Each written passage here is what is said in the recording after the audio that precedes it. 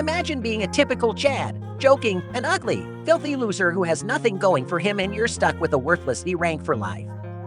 Your father had gone out to get milk but never returned, causing your mother to go into a coma because of the shock, while leaving you with the duty to pay serious never-ending hospital bills, which sucks you hard and dry as a broke-ass useless dork who must feed his younger sister. But even she wants to go to college because she doesn't want to end up as good-for-nothing trash like you. But just when reality is about to crush you completely, you somehow manage to level up with ultimate powers, making you the only one in the world who can level up and become the strongest with all his stats maxed out. Hi, I'm Mr. Virgo and welcome to my channel Anitales Recap. Today we'll recap the anime called Solo Leveling. If you like these types of shows and want me to keep bringing such anime recaps every week, leave a like and comment to let me know. Also, don't forget to subscribe to the channel as it helps me a lot and keeps me motivated to make more anime recaps. So without further ado, let's start the recap.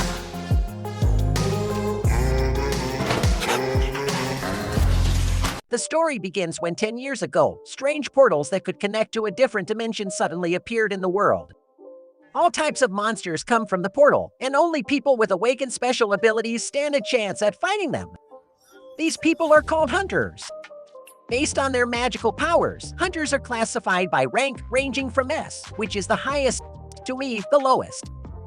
However, the problem these hunters face is that once their powers are awakened, their abilities can no longer be developed no matter how hard they try. Humanity managed to survive for the next couple of years with these new powers, but they still must clear the dungeons that show up. If they don't, the dungeon will accumulate magic and open up, releasing monsters back into the world. 3 years ago, that thing happened on a nearby island. The S-rank dungeon wasn't cleared and monsters filled the island. The group of hunters face off against several giant monster ants. Their leader gets up close and personal with one, as he explains that they must hold the monsters back at all costs, and they cannot retreat.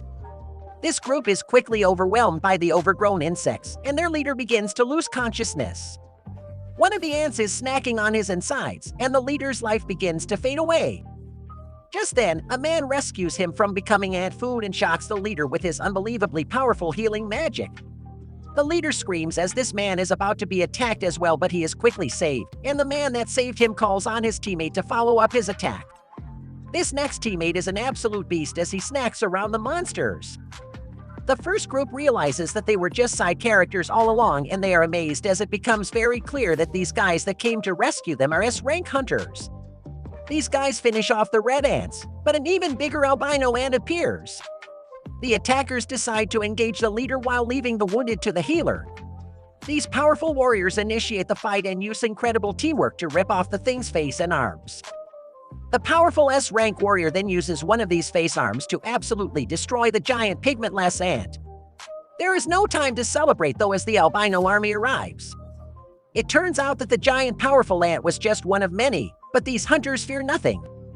The mage powers up his lightning and the brute goes into roid rage mode, causing his giant muscles to destroy his clothes. Their fight can be seen from the city where another man is glad that they were able to make it in time. This guy's name is Mr. Choi and he is busy as the city seems to have a serious ant problem as well. He lights them up with some serious flames, leaving only the colorless ones. There's nothing to worry about though as he has his team of exterminators to fight them. Back to the present where we see several men around a construction site. One of them, named Kim, is getting some coffee as the server wishes him good luck with today's raid. Another guy with mullet and sweet-looking mutton chop sideburns calls out to Kim, who asks him what he's doing here as he had quit being a hunter. We find Mutton Chop's name is Jurassic Park. Sorry, just Park. He explains he had to go from hunter to milkshake man, and had worked hard in providing proteins day and night, sticking himself like glue to his wife, finally getting her pregnant with his second duplicate infant. What? Therefore, he now needs to make more money to afford the expenses. Kim replies that there's nothing better than a good raid to make some money. However, Park is worried because his skills are already bad, and he feels he will be worse since he hasn't raided in a while. Suddenly, everyone's attention turns to Jin-Woo, a scrawny, weak lad who's just arriving at the scene. Jin-Woo stays humble, mentioning that he's looking forward to working with everyone today. Even Kim greets Jin-Woo, asking if he has already eaten. Jin-Woo confirms and continues walking. Park gets curious and asks if Jin-Woo is a strong hunter since everyone seems to be greeting him. But Kim giggles and explains that Jin-Woo is actually famous for the exact opposite reason. He tells him that while he was busy developing the ultimate plot with his wife, Jin-Woo joined the group in his place, but has already been given the nickname of the weakest hunter of all of mankind. It's a pretty lazy nickname if you ask me, but it's not an exaggeration. Jin-Woo was even injured in an E-rank dungeon and hospitalized. Jin-Woo being called there is a sign that this mission they're about to go on is an easy one. The guys try their best not to let Jin-Woo hear their conversation, but Jin-Woo hears it all, and he can't deny a single word of what they say. Just then, a girl named Juhi arrives, asking about what happened to his ugly face, but he replies that some stuff happened. She insists on what happened and he decides to explain the story. She finds out he ended up hospitalized and he reveals that despite raiding an E-rank dungeon, he was the only one who got hurt. She's confused about how, but he explains that everyone else was high-ranked, so they didn't bring a healer. She complains about it because she thinks everyone getting overconfident, thinking they won't get hurt. But Jin-Woo simply tells her that it's his fault because he's too weak, saying it doesn't matter, as he's already used to it. Jin-Woo then notices it's about time to start raiding and tells her to get going. They meet Song, an experienced hunter who asks if they're fine with him taking charge and being the party leader. Since he's the highest rank, everyone agrees. With that decided, the mission begins and everyone starts entering the gate. Kim tells Jin-Woo to stay close to the group so he doesn't get injured, and Juhi enters the gate with everyone else. Before Jin-Woo enters, he takes a look at his pitiful, sorry excuse for a weapon. A small blade with little magical power. Our boy spent all his money on worthless NFT and barely gets any income, so that's all he can afford. Are you serious? Jin-Woo is determined to do better this time and enters the gate. Elsewhere, the president of the Hunters Association named Go or Glue whatever just finished a meeting with the government where he was told that they need to avoid something called dungeon break. However, these same people demanded that they supply the goods acquired from the dungeon. Those in the association make a living by reselling goods acquired from the dungeon, so he doesn't have a problem with the request. The crystals obtained from defeating magic beasts are known as magic gems, and they are sold in exchange for money. Back with Jin-Woo, we see that he has somehow managed to obtain a magic gem that's worth to buy him milk. Of course, he is excited to finally have gotten one, but he must quickly defend himself from a goblin. This thing is relentless and Jin-Woo's blade shatters to pieces when he attacks it. The goblin stabs our boy and Juhi like every typical woman just stands around screaming. Luckily, the big guy from earlier runs past the useless girl and rescues our injured protagonist. Parks moves on to look for the next beast, tasking Juhi to heal Jin-Woo. While she heals him, Jin-Woo can only watch as the rest of the team does all the work. We then learn that magic gems obtained from high-rank magic beasts can be made into more powerful weapons to defeat stronger magic beasts. Mana crystals from the dungeon can also be weapons, but their effects are not nearly as good as those of the magic gems. The government wants to use these items as a new type of energy. It's safer and more efficient than all the other types of power, and it even causes less pollution. It's the ideal green energy, and the government is desperately researching how to generate electricity from the gems and crystals. These items can only come from the dungeon, so that makes the hunters extremely valuable. Back in the dungeon, the team celebrates after defeating the dungeon boss. Jin-Woo really must be the weakest trash to ever exist, as he took a ton of damage, and Juhi is still stuck healing him. She wonders why he chose to become a hunter in the first place, since he's always getting injured, and he will surely meet his end one day. Jin-Woo apologizes, but his worthless words mean nothing, and she is just worried about him. Everyone gets their spoils from the battle, but there weren't many mana crystals, and they likely won't make much money. Jin-Woo wonders if it's really over and ends up being a bit disappointed to have only gotten a small B-rank gem. Doubt begins to creep in and he determines that it's not enough to be risking his life over.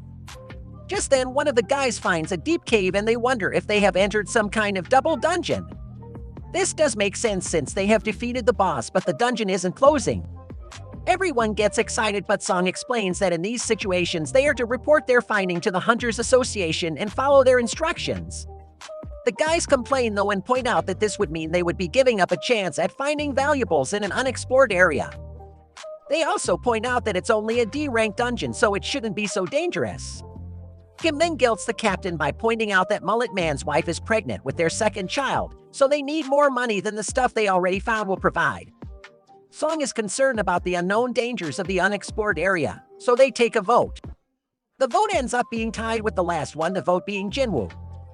Everyone then just waits around, as Jin-Woo thinks about how dangerous a D-rank dungeon is for him. However, his father is missing, and he's the only one in his family that can make money.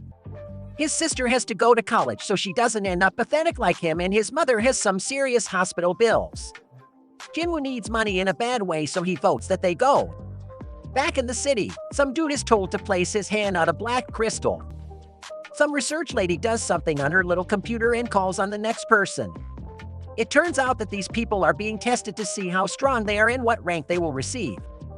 This place is also the best place to recruit newly ranked hunters, and a man in a suit tells Mr. Four Eyes that they have signed a B rank hunter and 2 C rank hunters to join them.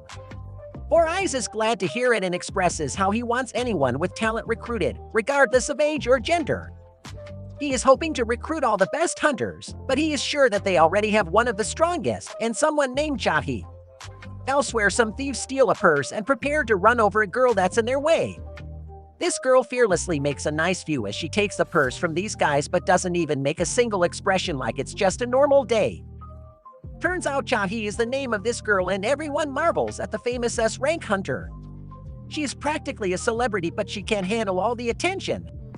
Her fans are aroused by the amazing view she displayed earlier. Sorry, the amazing moves she displayed, but she takes off in the most over-the-top way possible. Back in the dungeon, Sung explains that the portal closes 1 hour after the boss is defeated, and they have already been walking through the cave for 40 minutes. Jin-Woo apologizes to Juhi for forcing her to come along because of his vote, but she's more upset about how he doesn't worry more about his own life. If he had been stabbed even just a little bit higher, then he would not be alive. On top of that, she was barely able to heal his hands and feet. She just keeps scolding him, and he realizes that it's only because of the B-rank healer, Juhi, that he is able to survive. Jin-Woo is very apologetic, so she explains that he can really apologize by treating her to a meal next time. Jin-Woo is shocked by how forward she is being, but their little discussion is interrupted when the team finds the boss's room. It's rare to find rooms with immense doors like this one, so something doesn't feel right. Kim refuses to go back empty-handed, so he is determined to enter, and the others join him. Back in the city, a group of hunters go through some kind of orientation as they watch a video of Goo. He explains that the portal has existed for more than 10 years, and there are still many mysteries unsolved in the dungeon. Being a hunter is a dangerous profession, so even the most experienced ones cannot let their guard down during a raid mission. They cannot be arrogant, and there's one main key to surviving. That key is to be very cautious. Back in the dungeon, we see that this group of idiots have completely forgotten those words and are entering the mysterious, dangerous, and completely unexplored room. These guys act super casual, like they're on some kind of field trip, as it's their first time seeing this type of dungeon. The statues seem to be at least a century old, and some are holding strange musical instruments. Jin-Woo stares at the biggest one, and Juhi becomes uneasy with how eerily quiet it is in there. Everyone wonders where the boss is, and Sung stares at what looks like a magic circle on the ground. His attention is shifted to a tablet with some ancient writing, and it has some commandments on it. It's all about worshipping some type of god, but Juhi is more concerned with something else. She is certain that she just saw the giant statue's eyes move, and it was looking right at them. Jin-Woo thinks she's just losing her mind, but everyone is shocked when the door abruptly closes. One lady wonders if they are trapped, but some gym trainer-looking guy shoves her out of the way even though she wasn't in his way at all. He talks about how visiting this place was a mistake and scolds them all for underestimating the dungeon. He tries to leave as he doesn't care about the treasures anymore, but the entire half of his body is instantly sliced off by one of the statues. Everyone is horrified, and they wonder if this statue is what they are supposed to be fighting. Jin-Woo is the most shocked among them. The guy that just got wiped out in 1 second was a D-rank hunter. He was definitely stronger than any rank hunter like himself, so he knows that he has no chance against the statue. None of what's happening makes any sense to him, as this is supposed to be a D-rank dungeon. While everyone panics, Jin-Woo comes to a terrifying realization. If that statue was able to move, then that might be true for the other statues. Jin-Woo looks at the giant statue and is shocked when it looks right back at him. A look back into some of Jin-Woo's history shows that he has been through many life and death situations. In his first mission, he was separated from his team and attacked. In another, he almost starved to death when trapped in a maze. He was also injured by an E-rank magic beast and hospitalized for weeks. Even the lowest ranked dungeons are life and death for him. Usually, hunters acquire gems and then use the money they get from them to buy stronger weapons. Those weapons are then used to defeat stronger beasts and get higher rewards. That isn't the case at all for Jin-Woo though, as he has nothing more than a cheap little knife. If it ever gets damaged in a fight, then he has to fight barehanded. His clothes are worn down and his shoes have holes in them. He endures constant ridicule from others and he does this dangerous job that doesn't even earn much. The only way he's able to survive is by looking for loopholes, and he does this by carefully observing everything around him. What? Well, let's move back to the present as this guy's just won't shut up about his worthless history class. Jin-Woo instantly senses the danger from the giant statue, but his warning to the others isn't fast enough. The giant unleashes a powerful beam from its eyes, causing massive destruction. The team is horrified and they can't believe what is happening. Juhi trembles in fear, and Jin-Woo wonders how things ended up this way. They are trapped with no way out, and he's shocked to realize that he will be killed. But that's where the first episode of this anime comes to a close. Thanks for watching, and also do mention in the comment section if there is anything that I should be improving on my channel. See you all in the next recap. Goodbyes until then.